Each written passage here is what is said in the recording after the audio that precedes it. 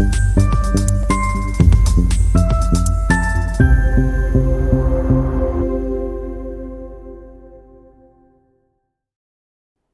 2025 मिथुन लगन वाले व्यक्तियों के लिए कैसा रहेगा? अगर आपकी भी है ये जिज्ञासा तो बने रहें इसी वीडियो में। नमस्कार दोस्तों, मैं हूं डॉक्टर विवेक चोपड़ा। आज चर्चा करेंगे कि सभी 9 ग्रह मिथुन लगन वाले व्यक्ति के लिए मई 2025 में क्या लेकर आए हैं, शुभता या अशुभता। एक एक करके क्रम से लेके चलेंगे। सबसे पहले आपको समझाते हैं सूर्य ग्रह के बारे में। देखिए, सूर्य ग्रह का जो गोचर है वो 1 तारीख से लेकर 14 तारीख तक रहेगा मेष राशि के अंदर, और उसके बाद मेष राशि से ये गोचर कर जाएंगे 14 तारीख को, और महीने के आखिर तक चलेंगे ये वृषभ राशि के अंदर।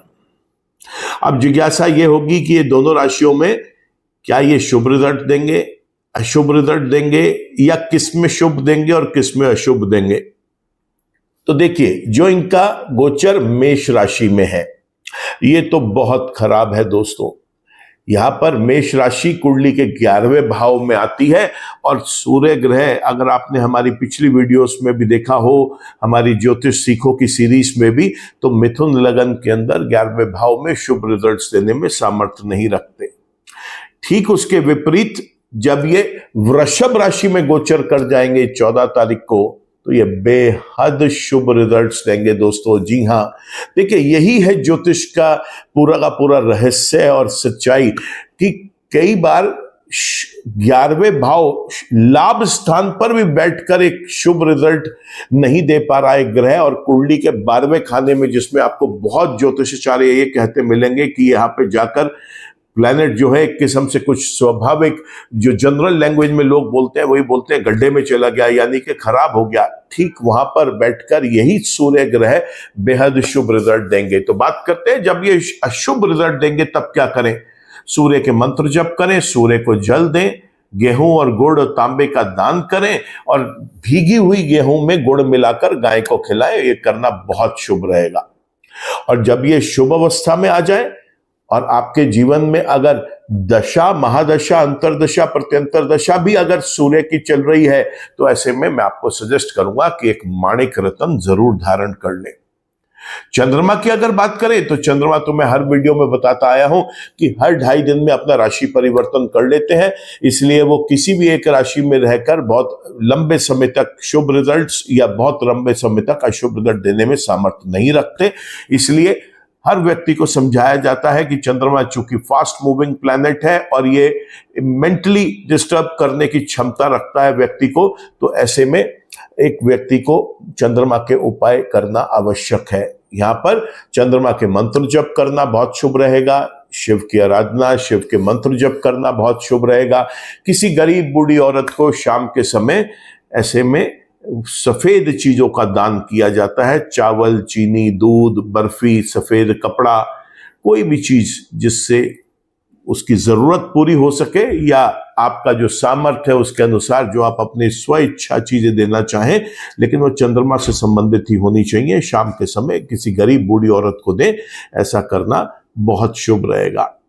मंगल की बात करते हैं आप। मंगल 2 भाव में कर्क राशि के अंदर पूरा महीना गोचर करेंगे, और ये गोचर मंगल का बेहद शुभ रहेगा। जी हां, बेहद शुभ रहेगा ये मंगल का गोचर।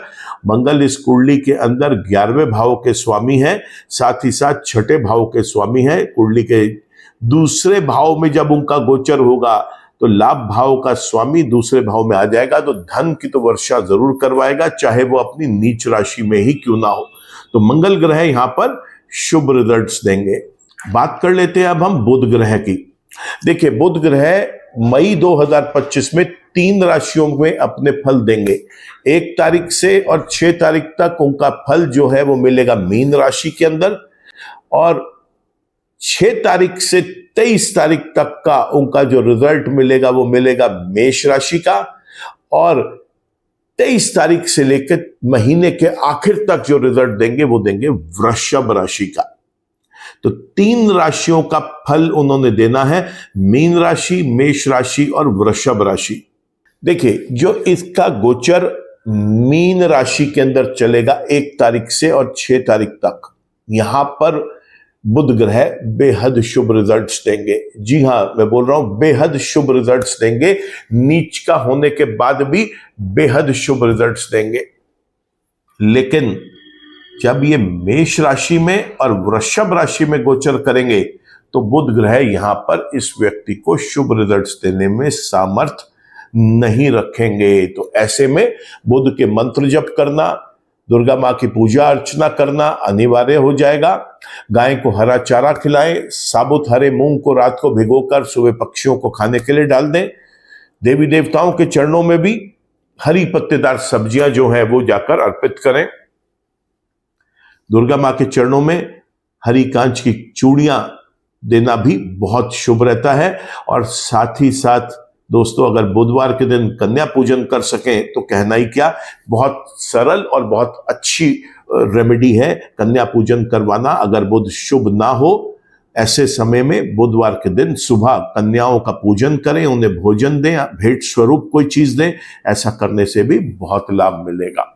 बात करते हैं अब हम बृहस्पति ग्रह की, जो 14 तारीख तक गोचर करेंगे वृषभ राशि के अंदर और फिर मिथुन राशि के अंदर उनका गोचर हो जाएगा, जो अगले काफी महीने तक चलेगा। लगभग इस साल के अंत तक वो मिथुन राशि में ही गोचर करते हुए आपको दिखाई देंगे।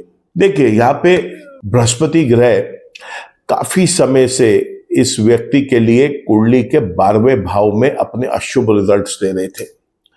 लगभग 14 महीने का समय इस व्यक्ति ने निकाल दिया, जिसमें ये देखा गया कि बृहस्पति ग्रह जो है वो अपने अशुभ रिजल्ट्स दे रहे थे पिछले काफी समय से।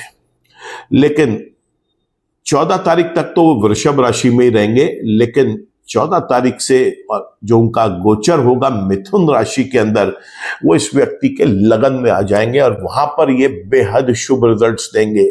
तो बस थोड़ा सा समय रह गया है, 1 तारीख से 14 तारीख तक का अभी और थोड़ा नेगेटिव पीरियड है बृहस्पति का, जिसके लिए बृहस्पति के मंत्र जप करना और ब्राह्मणों का भोजन कराना बेहद शुभ रहेगा। पीली मीठी बूंदी पक्षियों को खाने के लिए डालने, वो भी बहुत शुभ रहेगा। और मंदिर में चने की दाल, बेसन या बेसन से बनी हुई मिठाइयों का दान करना, किसी जरूरतमंदों को इन चीजों को दान करना बहुत शुभ रहेगा। तो मिथुन लगन वाले व्यक्ति के लिए तो अब बृहस्पति ग्रह आने वाले काफी महीनों तक 14 तारीख के बाद शुभ रिजल्ट देंगे। केवल एक छोटा सा समय यहां पे रह गया है 14 तारीख तक का, जिसके अंदर थोड़ी सी अभी नेगेटिविटी दिखाई दे रही है। शुक्र ग्रह की बात करें तो दोस्तों, अभी शुक्र ग्रह उच्च के चल रहे हैं मीन राशि के अंदर और उनका ये गोचर काफी समय से मिथुन लगन वाले व्यक्ति को पीड़ा दे रहा है।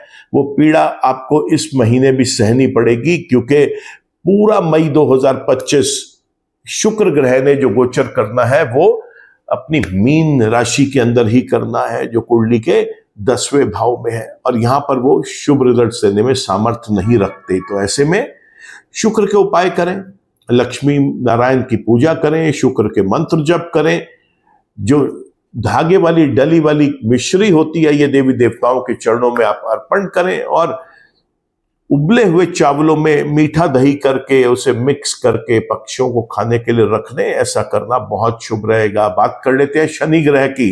शनि ग्रह 29 मार्च को 2025 में गोचर कर गए हैं और अब वो गोचर कर रहे हैं मीन राशि के अंदर, और ये गोचर शनि देव का बेहद शुभ है। ये अब आगे आने वाले ये वाला तो पूरा साल और अगला साल भी, और उससे और आगे थोड़ा समय और, क्योंकि 30 महीने रहते हैं किसी भी एक राशि के अंदर। तो आप ये मान के चले कि मिथुन लगन वाले व्यक्ति को शनि ग्रह बेहद शुभ रिजल्ट्स देने में सामर्थ्य रखते हैं। वैसे भी कुंडली के 9वें भाव के स्वामी हैं, जब कुंडली के 10वें भाव में बैठेंगे तो बेहद शुभ रिजल्ट्स देंगे। ऐसे व्यक्ति को भाग्यवान भी बनाएंगे और कर्म के क्षेत्र से बहुत मजबूत होगा ये व्यक्ति। बात कर लेते हैं क्विकली अब राहु ग्रह की। राहु ग्रह काफी समय से मीन राशि में गोचर कर रहे थे और अब 29 मई 2025 को उनका ये गोचर वो वक्री चलते हैं, उल्टा होकर मीन राशि से कुंभ राशि में आ जाएंगे। तो देखिए, ये आखिरी महीना है मिथुन लगन के लोगों को जो वो मीन राशि के राहु का शुभ प्रभाव लेंगे। क्योंकि उसके बाद फिर बहुत सालों के बाद ये उस राशि में प्रवेश करेंगे और 29 मई को जब ये गोचर कर जाएंगे कुंडली के अंदर कुंभ राशि में, तब ये उतने शुभ रिजल्ट्स देने में सामर्थ्य नहीं रखेंगे। तो 29 तारीख तक मई में राहु शुभ है। अगर आपकी जन्म कुंडली में भी राहु शुभ है, राहु की ही महादशा, अंतरदशा, प्रत्यंतर दशा, सूक्ष्म दशाएं चल रही हैं जीवन में, तो अभी आप एक गोमेद रत्न धारण कर लें, क्योंकि 29 मई तक अगर आप चूक गए तो उसके बाद आप इसे धारण नहीं कर पाएंगे, इसका गोचर हो जाएगा। तो इसलिए राहु 29 तारीख तक शुभ और 29 तारीख से महीने के आखिर तक जो बचे हुए 2-3 दिन हैं उसके अंदर ये अशुभ रिजल्ट्स देने वाले हैं। जब राहु अशुभ रिजल्ट्स देंगे तो उसमें चिड़ियों को सतनाजा डालना, पक्षियों के लिए सतनाजा डालना बहुत शुभ है। किसी भी गरीब को आप चाय की पत्ती, कॉफी का पाउडर दान कर दें, ऐसा भी बहुत शुभ है। राहु के मंत्र जप करें, सरस्वती माता की पूजा करें, ऐसा करना बेहद शुभ रहेगा। लगे हाथों बात कर लेते हैं कुंडली के आखिरी ग्रह की, जो होता है केतु। केतु, देखिए मैं हमेशा बताता आया हूं कि केतु ग्रह जो है वो फल देते हैं जिसकी राशि में बैठते हैं उसके अनुसार। और केतु ग्रह 29 मई तक कन्या राशि के अंदर रहेंगे तो उन्होंने फल देने हैं अपने बुध ग्रह जैसे। और बुध ग्रह केवल 6 तारीख तक शुभ फल देंगे, 6 तारीख से, और जब तक केतु गोचर नहीं कर जाएंगे सिंह राशि में तब तक उनके रिजल्ट्स जो हैं वो अशुभ रहेंगे। ऐसे में सड़क पे आवारा कुत्तों को ब्रेड और दूध देना खाने के लिए बहुत शुभ रहेगा। केतु के मंत्र जप करें, गणेश भगवान की पूजा अर्चना करें, गणेश भगवान के चरणों में एक मोदक या मोतीचूर का लड्डू सुबह रखें और उसके बाद प्रार्थना करें। प्रार्थना खत्म होने के बाद उसी लड्डू को प्रसाद स्वरूप स्वयं खा लें आप। ऐसा करना बहुत शुभ रहेगा, गणेश भगवान की विशेष कृपा आप पर बनेगी। 29 तारीख को ये सिंह राशि में प्रवेश कर जाएंगे और मैंने अभी आपको बताया कि केतु जिसकी राशि में होते हैं उसके अनुसार फल देते हैं। तो हमने देखा था कि 14 तारीख से लेकर और 31 तारीख तक मई की सूर्य ग्रह शुभ होंगे। तो चूंकि सूर्य ग्रह शुभ है इसलिए यहां पर आप देखेंगे कि केतु ग्रह भी बचे हुए उन 3 दिनों में भी जब वो सूर्य की राशि में बैठेंगे तो शुभ फल ही देंगे। तो इस तरीके से हमने देखा सूर्य से लेकर केतु तक कब ग्रह शुभ होगा, कब अशुभ होगा, अगर अशुभ है तो क्या छोटे उपाय करके, सरल उपाय करके उसकी अशुभता में कमी लेके आई जा सकती है, और अगर वो शुभ है तो उसका कैसे फायदा उठाया जा सकता है। देखिए दोस्तों, ये सारे के सारे गोचर के जो वीडियोस होते हैं ये आपको सिर्फ एक गाइडलाइन देने के लिए होते हैं। मैं हर वीडियो में अपने बताता आया हूं मुख्य रूप से आपके जन्म कुंडली के जो ग्रहों की महादशाएं चल रही हैं, अंतरदशाएं चल रही हैं, प्रत्यंतर दशाएं चल रही है और सूक्ष्म दशाएं चल रही है। कार्य तो उसी हिसाब से ही होना है, लेकिन गोचर का भी अपने आप में एक बहुत महत्व होता है, क्योंकि कई बार शुभ ग्रह जन्म कुंडली के इसलिए अच्छे रिजल्ट नहीं दे पाते क्योंकि वो गोचर में खराब चल रहे होते हैं, या कई बार जन्म कुंडली का कोई अशुभ ग्रह है वो कई बार अच्छे रिजल्ट दे देता है क्योंकि वो गोचर में शुभ स्थानों में मूव कर रहा है। तो इस बात का बड़ा विशेष ध्यान रखें। इन वीडियोस को हर महीने 2, 4, 5 मिनट देख लें, क्योंकि केवल इतना ही जान लेना कि वो ग्रह आपके लिए उस महीने शुभ है या अशुभ है आपकी तकलीफ को बहुत कम कर सकता है। मैं उम्मीद करता हूं कि आपको ये वीडियो पसंद आया होगा। अगर पसंद आया है तो आप इसे लाइक करें, कमेंट करें, शेयर करें। वीडियो चैनल सब्सक्राइब कर लिया है तो थैंक यू। अगर नहीं कर पाए अभी तक सब्सक्राइब तो आज ही आप वीडियो चैनल को भी सब्सक्राइब कर लें। बेल आइकन को क्लिक करें ताकि कोई भी नया वीडियो अपलोड होता है उसका एक अपडेट आप तक पहुंच सके। ईश्वर आप सबका भला करे। नमस्कार।